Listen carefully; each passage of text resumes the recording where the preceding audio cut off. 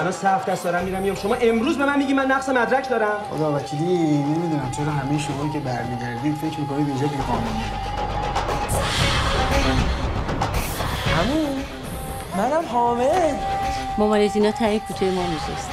7 ماه اومدین ایران، دیدن آقا جون نیومدی. 7 ماه چشمش به در. خداییش خیرش هم به همه رسید، برعکس بابا. بگی کنار رو خط سرعتی آقا بزن کنار. سلام زهره، خوبی؟ الحمدلله. شما خوبی؟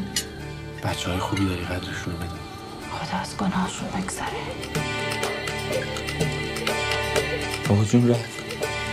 منتظر بود شما رو ببینه بره.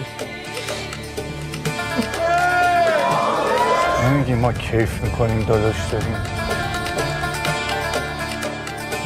وصیت‌نامه اینجا هست یا نه؟ کی کار تدریس تو دانشگاه درست کرد؟ برای چی مزخرف میگی؟ کی هستی که کار من راه بندازی؟ بابا مرد رفت. این پول شماست، مال توییم.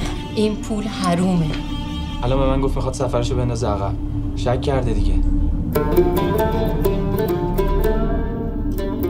پوفیوز پولکی.